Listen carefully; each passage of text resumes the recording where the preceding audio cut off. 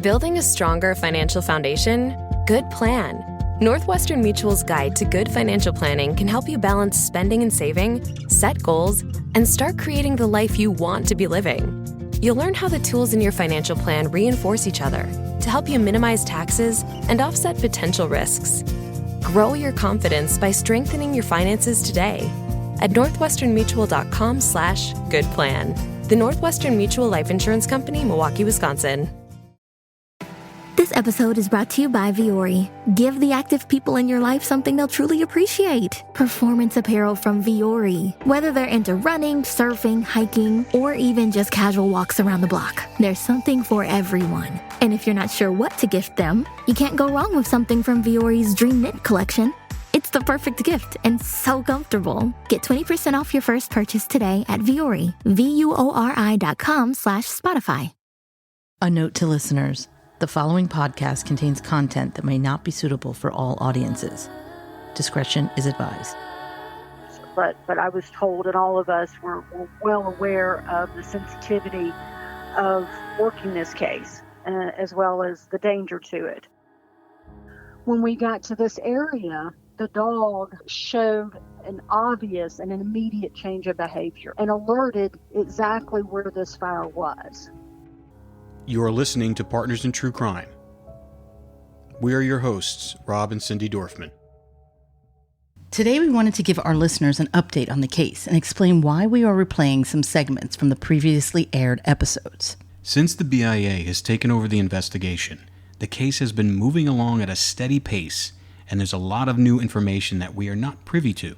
However, we can report that Jesse Haynes, Colt's brother, was arrested a few weeks ago and pled guilty to burglary and a felon in possession of a firearm.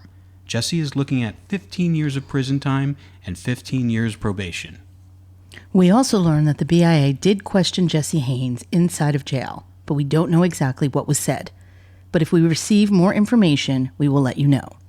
Right now, we are replaying a few segments that we feel will play a big role in the investigation as it continues to heat up. First up is the segment from the Human Remains episode, where elite cadaver dog handler Trace Sargent takes us through her search of the burn pit, ground zero of where we believe Molly and Colt were. After that, we'll hear the nervous tipster who called us and reported some unusual activity that happened near Long Hollow Road. Hello.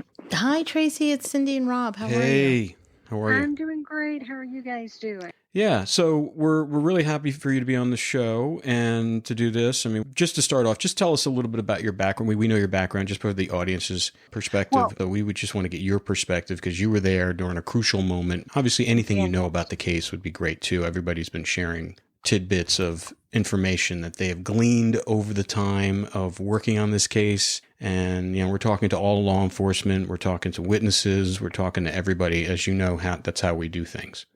Sure.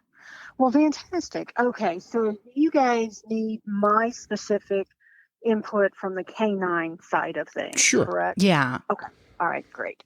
Okay, well, fantastic. So the first question, how much do you want my background? Just give us a brief summary of like how you got into this and, how you became a federal agent to do this and federally authorized to cadaver dogs, and tell us a little bit about your dogs. I have been involved in missing person cases for over 28 years, specializing in missing persons through the use of canine resources.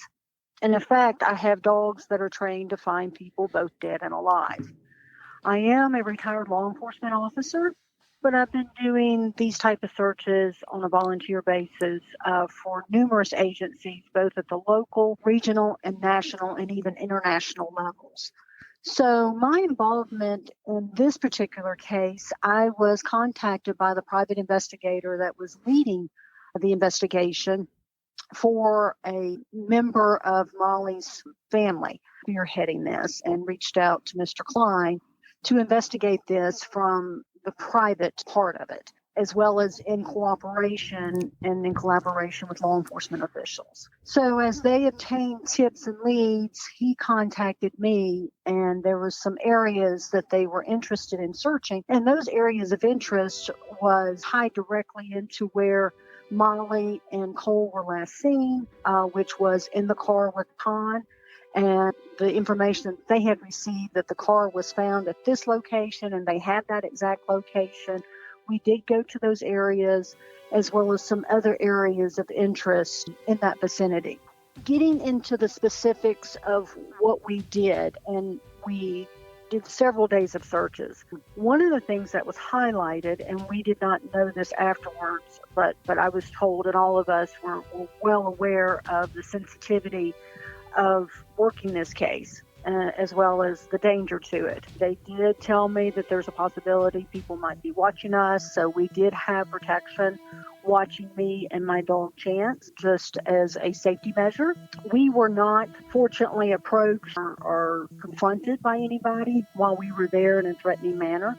We did have a few people that were giving us some tips and leads as we were there. Specifically, one farmer talked about several things that led us to a specific area, and we had some interesting results there. And what he conveyed to us was several things. One, there was a couple that was out in the area, I believe, riding four-wheelers or ATVs, something like that, and they reported something smelling bad. They didn't know exactly what it was, and they didn't provide any more details as far as this farmer was concerned, but it was on his property. So he investigated it, and when he went into that area, there was a fire there, and it was a very, very hot fire. So he said that law enforcement came out there and investigated it, did a number of other things, and that really piqued our curiosity, and we asked him, could you take us to this area where this fire was? Please note that we had already been searching for hours at this time. No results, no change of behavior indications by the search dog. When we got to this area, the dog showed an obvious and an immediate change of behavior and alerted exactly where this fire was. So just to paint a picture to the listeners, this is a large rural agricultural area. No barns or structures or any areas that you can see other than woods, fields. And where the fire was actually there was what they called a dried out or dried creek bed, which was probably 15 feet wide or so. And if I had to estimate, this was probably a couple hundred yards from where the car was found, as far as the crow flies. And mind you, there were thick patches of wood, so if someone wanted to walk from the car to this location, it may be, somewhat longer. But as far as the crow flies, it was probably a couple hundred yards or so.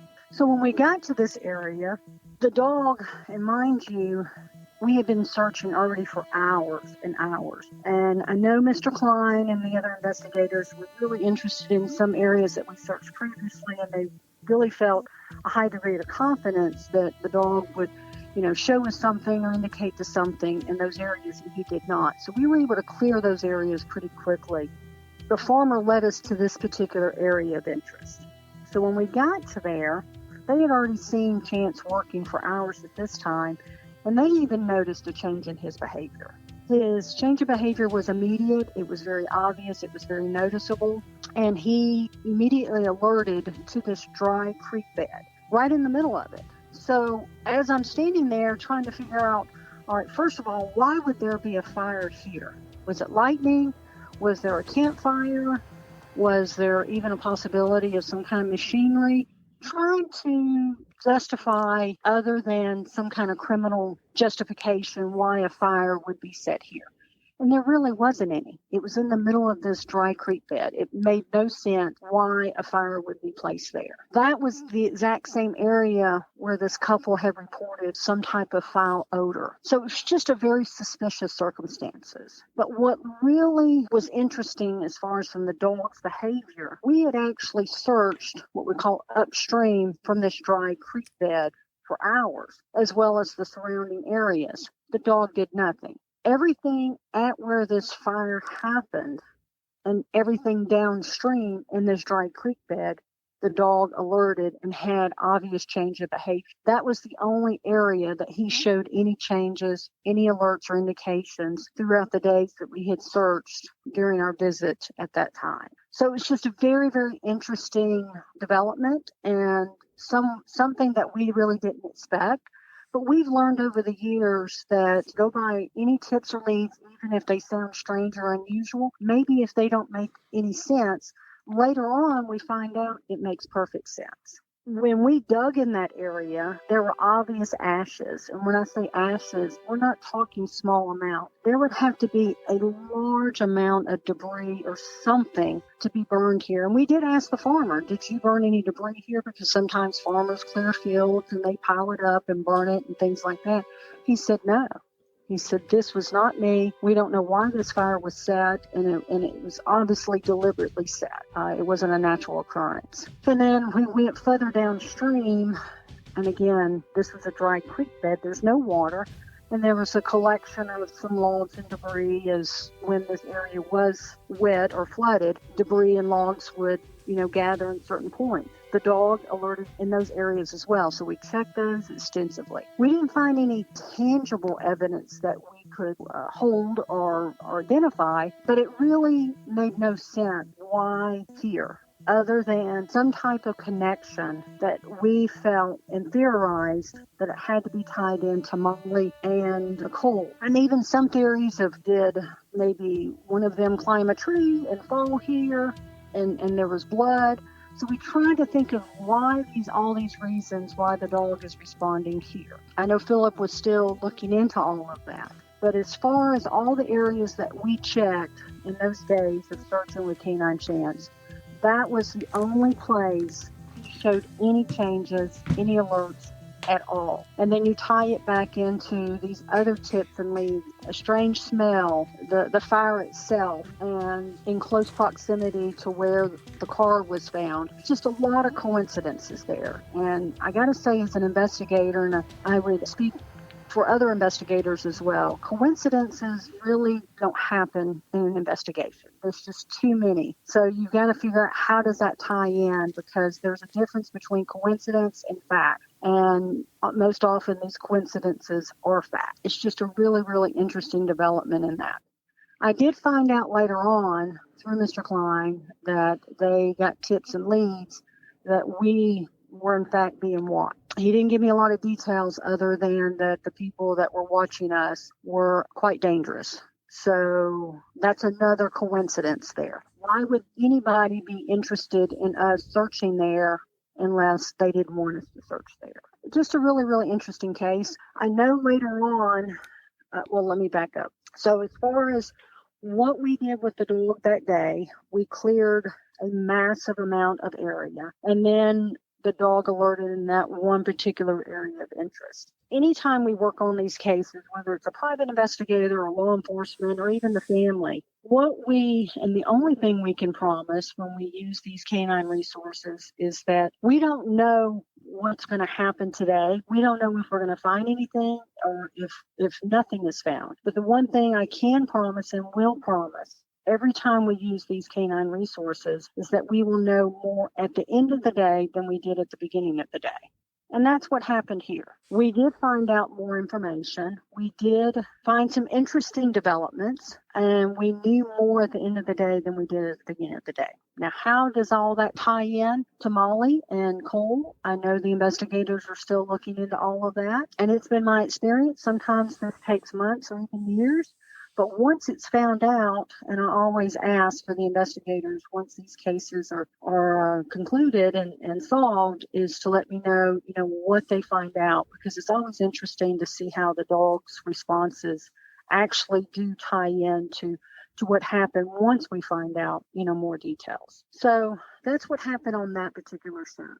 Based on your experience, you've been doing this for 20 plus years, there are remains there. So the question we get oftentimes is that Chance, being what we call a human remains detection dog. Most people know them as cadaver dog. What does that mean when these dogs have a change of behavior, or what most people say, alert or indication? What they're telling us is that there is human remains scent in that area. That's all they're telling us. It's very similar. In fact, it's exactly like a drug dog or a bomb dog. When they alert to a car or to a dumpster or something like that, they cannot tell us what's in there. They can simply say, hey, the scent I've been imprinted on, I'm smelling this scent coming from this location. So think of it, a lot of people are able to interpret and imagine and picture these cadaver dogs like drug dogs a little bit better when, again, a drug dog alerts on a car. The handler cannot say there's a pound of marijuana or there's 5 pounds of cocaine or whatever in there. So for me, as a canine handler of an HRD dog, I cannot tell you what is causing this dog to alert in this area other than human remains scent. So we, meaning the human part of this equation and the human part of the investigation, that's the investigators with law enforcement, other investigators, is to go in and say, why did this dog alert here? And can we find tangible evidence to tie it directly to what we're investigating? Or does it have anything to do with this investigation or nothing? A good example is that we've worked some cases where the dog alerts to, let's say, a garbage can in the bathroom, and there's some used Fenneman products in there. The dog alerts and we've actually had this happen in several murder cases. The dog alerts to this bathroom garbage can, we reward it, and then it goes into the couch where the person was shot and killed. It's an actual case we worked. She was asleep on the couch and she was shot in the head. The dog acted exactly the same way when it alerted to the couch. So we could say in the bathroom has nothing to do with our case, but on the couch it has everything to do with our case. So that's the same thing here, is that the investigators search the areas to determine if there's any tangible evidence as well as material witnesses or something to tie that particular area of where the dog responded to the criminal case that they are looking at. From a dog handler's perspective, as I would say to any investigator or courts, is that the dog is trained to detect human remains scent, and that's what he did in that area. And that's all I can report, unless we find tangible evidence to say otherwise.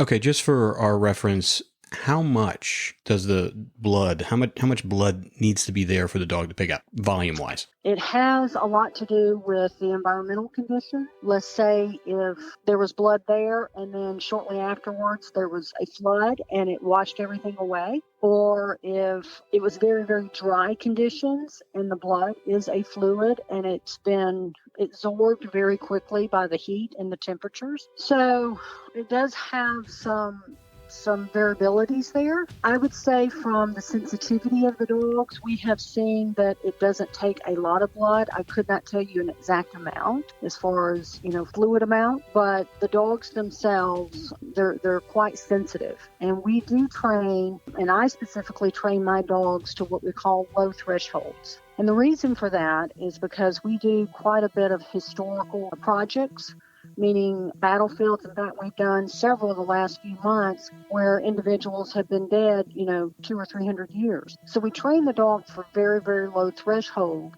so they can pick up very minute scent of human remains. So a part of it is the environmental condition, and part of it is the level of threshold that the dogs are trained. Can I stop you for a sec? I have a quick follow-up question here. Does the dog's reaction, like if the dog is hitting vigorously, does that equate with like a volume of blood or remains? Because you were telling us that the dog hit pretty vigorously in that area. Mm-hmm. And I don't know whether or not if it's a little bit of blood, they just react a little bit, or if it's a lot of blood, if they get in a frenzy. What was the dog's reaction based upon the dog's reaction? How much do you think was there? So that's a really good question. And I would say, and it's a simplistic answer, the higher the scent, the more obvious the dogs are going to respond to it. So in this case, the scent itself and the reaction to and how aggressively and quickly the dog responded to this area, there was a good bit of scent for him to detect. The simple part of that would be, yes, if it's more scent, the dogs are going to be able to pick up that much more quickly and be a lot more animated, what we call change of behavior to that. Whereas again, if it's lower scent and we see that they're picking something up that they can't quite figure out where it is because it's very small and it's really hard for them to detect, we've seen that change as well. I do want to note that scent itself is a living organism. So my job as a canine handler, the responsibility is to place the dog in an environment, if there is in fact scent, to put him in that environment where he can detect it. For example, early mornings, dusk and dawn are really ideal what we call scent conditions. An environment where the scent and the conditions of the scent are going to be a lot more optimum and a lot more favorable for the dogs to detect. If we're searching at high noon until 5 or 6 o'clock at night, the scent itself is, for lack of better words, it's going to be dead. It's going to be undetectable. Not to say that the dog is no good and the training that it's received is not good. It's just that if the scent isn't there, the dogs aren't going to pick it up. So it's my responsibility to make sure that, one, I place the dog in an environment at the time of day, even at the time of year, that's more favorable for the scent to be living, for the dog to be able to detect that. We were fortunate that the day that we did search, it did have some cloud cover. It wasn't high noon. It wasn't real hot conditions. So that in itself allowed the scent conditions, the living organism of this scent, to be favorable for the dog to detect itself. So you basically got the best circumstances for your dog to find that scent. Yes, we do. Trace, this happened in 2013. How long after they went missing did you guys go out there with Chance? Whether you're a diehard sports fan, a hopeless romantic, or a comedy aficionado, the Xfinity 10G network was made for streaming it all. Worry less about buffering when streaming your favorite shows, movies, or live sports, and enjoy a better way to watch. Xfinity gives you a reliable connection for streaming, plus all the entertainment you love all in one place. Fear not, because now you can finally sit back, relax, and stream your favorite entertainment and sports like never before with the Xfinity 10G network. You don't have to buy custom window treatments in person because Blinds.com invented a better way. Blinds.com is 100% online. There's no showroom markups or waiting hours for quotes from pushy salespeople. A Blinds.com designer helped me pick the perfect style for free. And Blinds.com shipped free samples right to my door. You can DIY or book a pro like I did with just one click. Best of all, everything's covered with the Blinds.com 100% satisfaction guarantee. Shop Blinds.com for 35% off site-wide. Rules and restrictions may apply. Crypto is like finance, but different. It doesn't care when you invest, trade, or save. Do it on weekends, or at 5 a.m., or on Christmas Day at 5 a.m.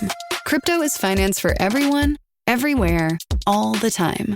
Visit kraken.com/see-what-crypto-can-be to learn more. Not investment advice. Crypto trading involves risk of loss. Cryptocurrency services are provided to U.S. and U.S. territory customers by Payward Ventures, Inc. View PVI's disclosures at kraken.com/legal/disclosures. I want to say, and I've got to look back on my notes, I want to say it was about a year later, maybe 9 months, 12 months, something like that. So it wasn't immediate when we went out there. So if you're looking at 12 months later, if there is in fact a body out there, it's going to be fully skeletalized. So the dogs are trained to find the full spectrum of human remains, from a full-size body, the skin and the remains itself, as well as the skeletal part, and then any fluids themselves too. And that was another thing that we thought about for this particular area. And this is, I think, important to share with the listeners as well. And we've had this happen several times, and it's been confirmed. There's been murder cases we've worked where the person was killed, and then later on, the person's body was removed. Whether, hours later, days later, weeks later, it varied.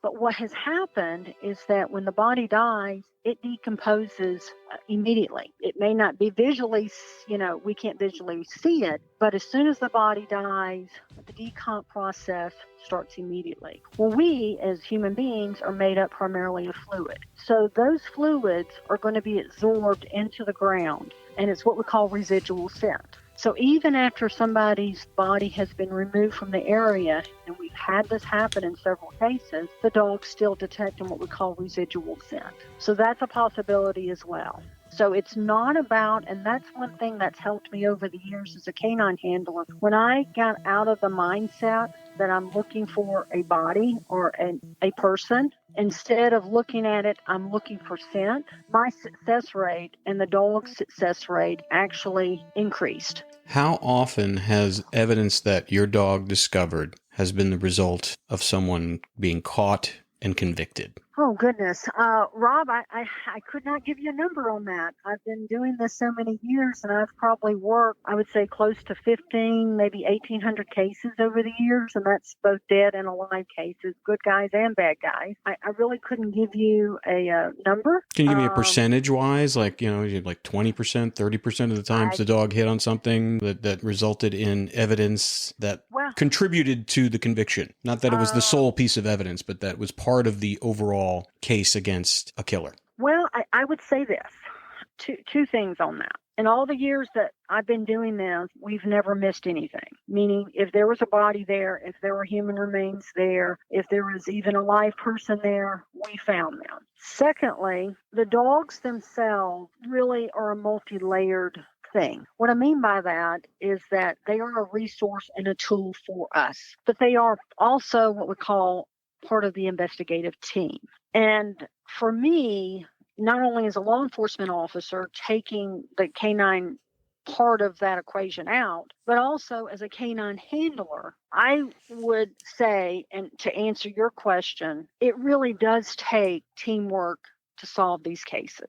And the dogs are part of the team effort with one common goal, with multiple layers. And that is, the common goal is to find that person and where they are so we can help these families through this terrible, terrible tragedy and this very, very darkness that they're in. And then ultimately holding those individuals accountable. Well, I would like to surmise that because you've done this for so long and you're the go-to person with your dog who we've met and who we've worked with, that you've probably made a significant impact on a lot of these cases. Absolutely. Well, I appreciate that. I do. And for me, the families and the investigators motivate me to continue doing this. And my biggest...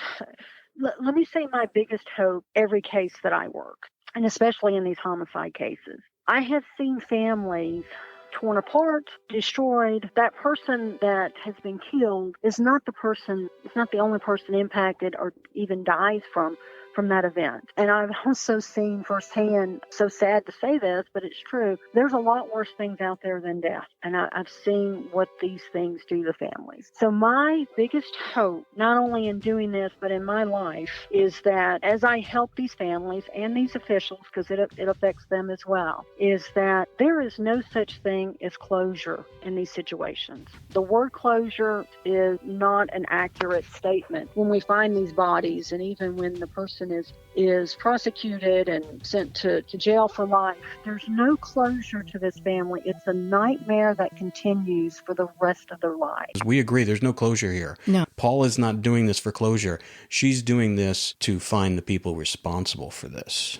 Yeah. And hold them accountable. Because right now they're walking around free and all the evidence is pointing in a particular direction. I want to talk about a little bit about when you were there. You talked about Phil saying that you were being watched by dangerous people. Because we were there in that same area probably a few years after you in that same pit.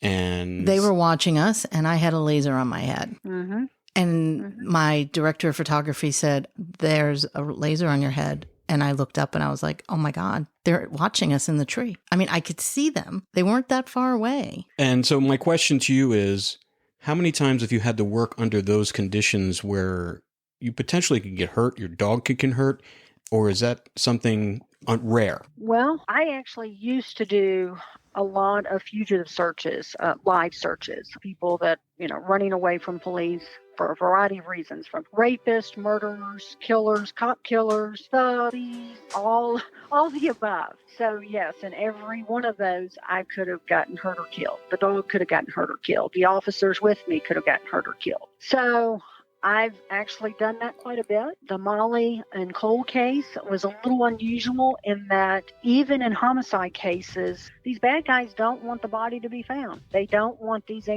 questions answered. There have been some cases where there's been an element of danger, that there's been a safety issue. I would say, and I think I speak for everyone involved in this case, and certainly any investigators and law enforcement and canine handlers, involved in any of these cases, that's not going to stop it. It doesn't bother me. I'm alert. I'm aware of it. But I'm really at peace with it. If I die doing this, I'm okay with it because I'm dying for a purpose. That's the purpose in my life and the purpose in helping these families and officials. So it's not something that stops me. It makes me aware. And I would just say to anybody out there that we're not going to give up. And I tell the families and officials that on every search. And I can see it in their eyes when we come out of the woods and did you find them? It's like, no, I'm sorry. I wished we did. And it's just heartbreaking. You literally see and feel their heart breaking right in front of you. And I tell them, but please note, this does not mean we stop here. It's just the beginning. However long it takes, whether it takes another month, another year, another 10 years, another 20 years, we're going to keep looking. And I would say that about this case and any other cases that we're involved with. So the actual property, the NIP property, has never been searched the way it needs to be searched. This particular part that you searched was adjacent to the NIP property, probably about maybe 200 yards from the property line. My question to you is, there's been an effort to get a search warrant to search that property. Phil has told us about it. We've had local law enforcement saying it. One warrant has been officially rejected by a judge for a ridiculous reason. Should a warrant be issued, search warrant be issued for that property, and it's opened up to law enforcement, would you participate in that search as well? I told Philip and the investigators, if y'all get the okay, I will pay my own plane ticket to come out there and search. Absolutely.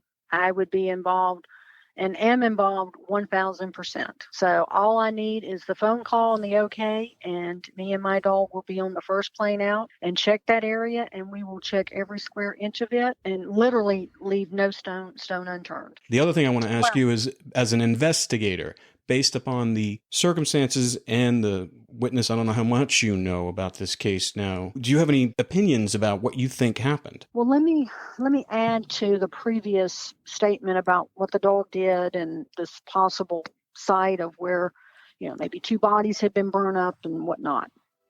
I will say this, and I say this with a high degree of observation. People, and I say this with respect, people, especially men, don't do anything for nothing. They are very action oriented. They're very goal oriented, and they don't exert that amount of time and energy and effort for nothing. So why there? Why did someone, presumably a male or males, go through all of this trouble in this particular area? Why are individuals so concerned about other people being in that area? Why are people not allowing other people to search their property? So to me, it's too many coincidences. And again, people, especially men, do not do something for nothing. So I would say that there is it's a very compelling area. It's a very interesting area. And I think I would not be surprised that ultimately it will be tied to this case somehow, some way. I will say that much. It's a cliche, but there's some truth to it. If you have nothing to hide, you have nothing to hide. Guilty people, or I should say innocent people, have nothing to hide and generally very open and willing for us to search. And we've even had suspects, that were, persons of interest. We searched their property and they would say, listen, come on my property. I want to be taken off the list. If this is what it takes, then so be it. We go on there, we search. It's like, what we're looking for is not here. And we take them off the list. So I would say to anyone that involved in this case that does not want their property searched, I would say if you want to get your name off the list or, a person of interest, we would be more than happy to come out there, search it, and then we move on from there. We agree. 100%. I think that's a perfect place to end this. It's a call to action to the potential suspects, anybody who the law enforcement feel that is involved in this. And if the NIP family is listening, if you want your name off the list, if you don't want Paula continuing to make this case as big as possible, just let them on the property. let's clear this out. Check them off the list. So thank you for saying that, and I think that's an important thing to say. And we appreciate the time that you've spent with us. And Thank you so much, Trace. And keep on doing the work you're doing. And I'm sure we'll work together again as we have, because you're amazing and your dogs are amazing. And thank you very much. Well, and I would say and echo that. Thank you, as well as everyone involved in this case, the importance and taking the time and energy and the passion to tell this story, because it needs to be told and needs to be continued to be told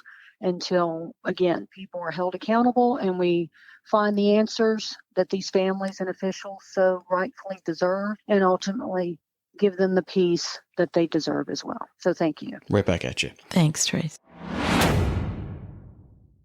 A tipster called in to give us some shocking information. The woman was terrified to speak because of threats that had been made on her life if she ever told anyone what she knew. But after listening to the podcast, she decided that it was time for her to tell her story because it could help us. And we're very grateful for her bravery. People out there listening, I just want to reiterate that we can't be afraid of these bullies, because if we are, they will continue to hurt people. The only way that we are going to be able to get to the end of this is by people like this coming forward and telling the truth, no matter how scared they are. We have withheld her name as well as some other names she mentions to protect their identities. Sorry, hello. Hi, how are you? I'm okay. Okay. Thanks for calling. Paula said that you wanted to talk to us, so I wanted to call you back because we're trying to help her. So if you have anything. Okay. It was to the point to where I was being threatened with my life and my kid's life if I ever said anything. Understood. I tried to say something years back, but then that happened and I got scared, so. All right. So we'd love to hear what you have to say. Why don't you tell us what you want to tell us, and then I'll ask you some questions that Paula asked me to ask. Okay. I was just told that a friend of mine was working that morning and they seen the car fly by, and they said they stopped on Oswald Road, I guess. At the end of Oswald Road, there is a lease road with old wells and stuff on it, and they was working on the first well, and they said that they stopped at the third well and was there for like 15 minutes. And I told my ex-husband about it, who used to be a cop, and he went himself to look, and he said he found some clothing, but it didn't match the description of what Molly or Colt were wearing, which I'm thinking, well, that doesn't matter really, because if the guy that did it, has DNA all over his freaking clothing and shit, he's going to shed it. When did this happen? It was the next day. It was on that Monday, the morning of this. Is that what you're saying? Yeah, it was like 5 something in the morning, they said, when they was at work. And they saw someone at the well? Mm-hmm. Apparently it's an old well, and it's supposed to be at a lease road at the end of Oswald Road. So I couldn't exactly tell you what road. And that's just all I was told. And what did they see there? Did they see Molly or Colt or anyone? They just seen the car fly by, and they said the car sat down there for about 15 minutes, and then it just flew back out. The car that was in the chase? Yes. And then the person that told you this, was it someone that you trust? Yes. What do they think happened? They think that the bodies were being dumped in the well.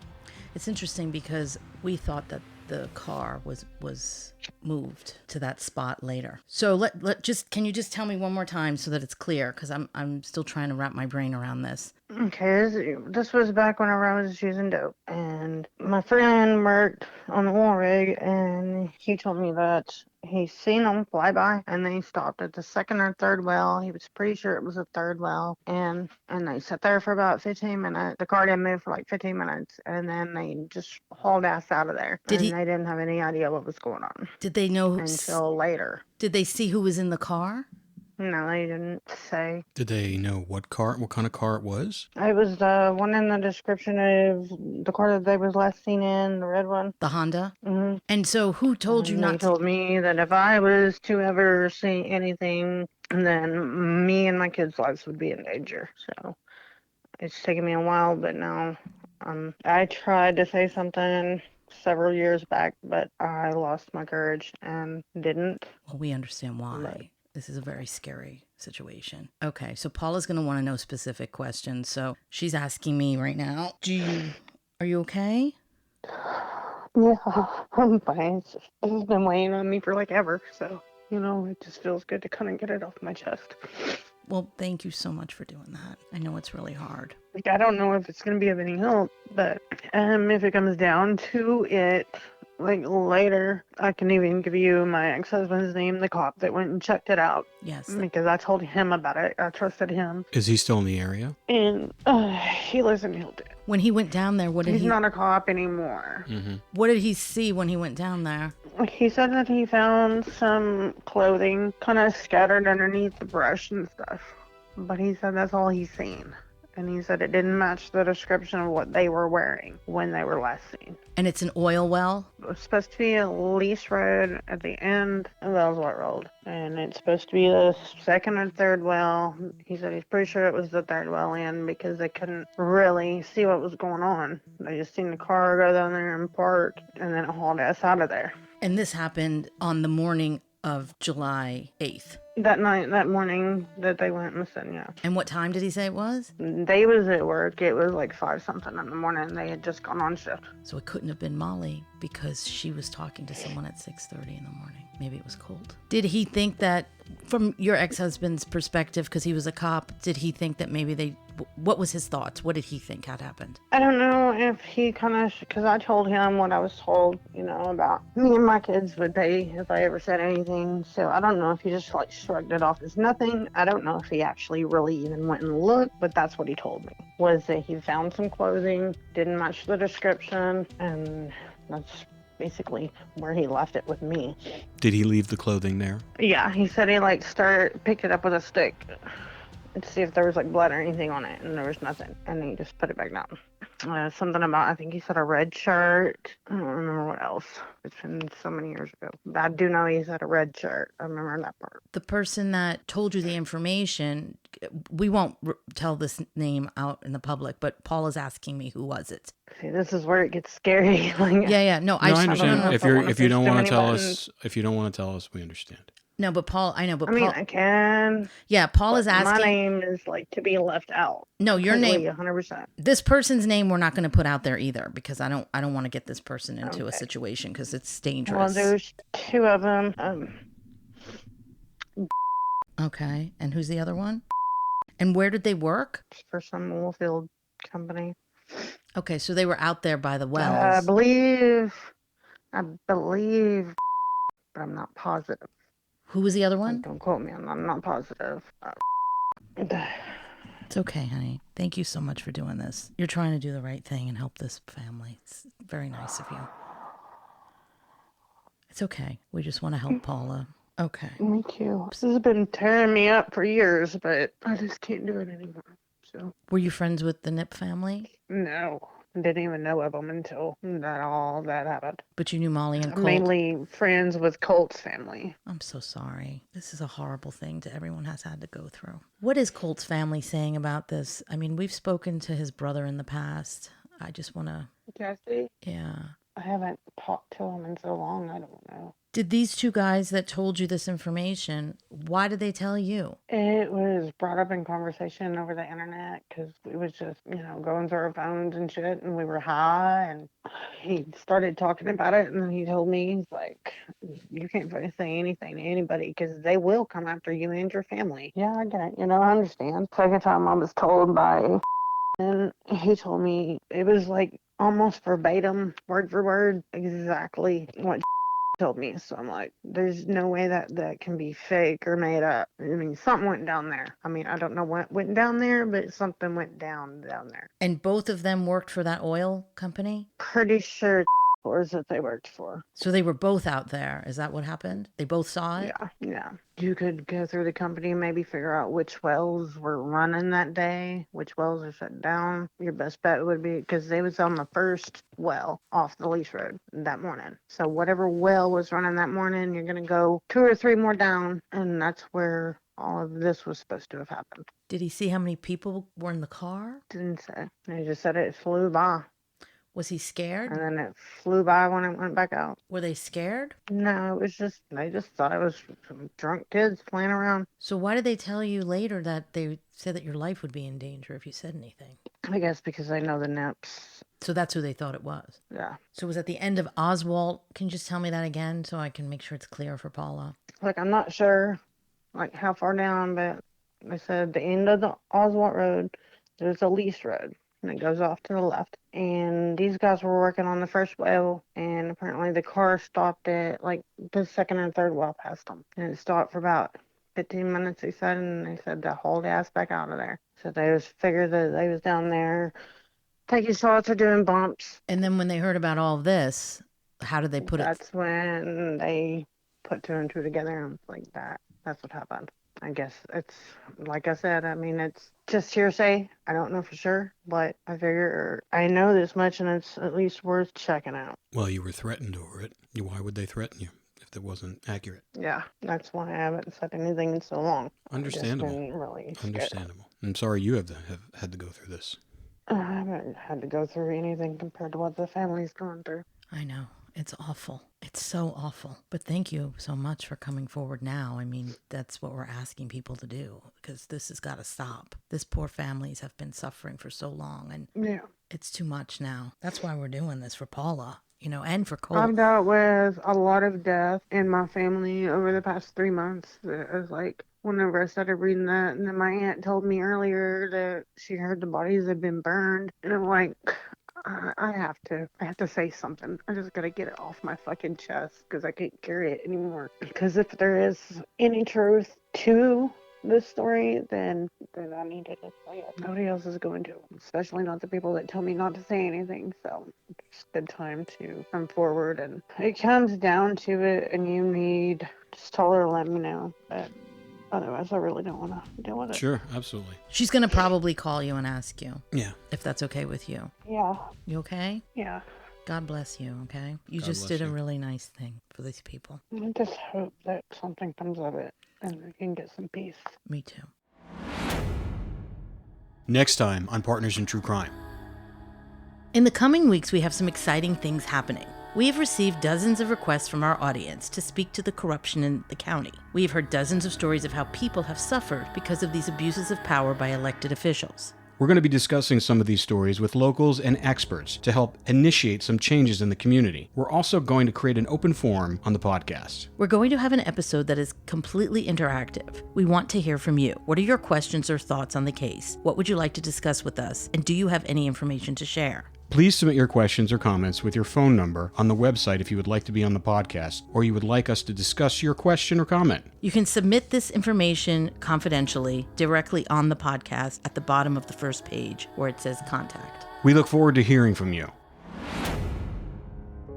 Partners in True Crime is launching an exciting new podcast, The Killing Hour with Doc Bond. Famous criminologist and author Dr. Scott Bond will be joining Rob and I on a deep dive into true crime and serial killers. It'll be an exploration into the mind of one of the world's most notorious serial killers, Dennis Rader, aka BTK. We will be joined by special guests featuring BTK's daughter, BTK's prison guard, New York Times best-selling author and Emmy-winning filmmaker Mark Olshaker, the creator of Mindhunters, and more. Join us every Wednesday as we investigate the sadistic, dark world of serial killers to understand what makes them tick. Learn the signs of these psychopaths who walk among us, because how well do you really know anyone? If you have any information regarding the case, please contact the BIA at www.bia.gov/BIA/missing-murder-unit. You can also call their hotline with tips at 1-833-560-2065 and email them directly at ojs_mmu@bia.gov. And if you want to text them with a tip, text keyword BIA-MMU and send your tip to 847-411. Check the Partners in True Crime website for this and any additional information. If you or anyone you know is suffering from a methamphetamine addiction, please contact the American Meth Addiction Hotline. If you or anyone you know has been the victim of sexual abuse, please contact the National Domestic Violence Hotline. All rights reserved. This has been a production of 722 Media Content. Please visit our website where you can subscribe to the podcast, find show notes, and listen to Vi's original song, Take Me Back, written for Molly Miller.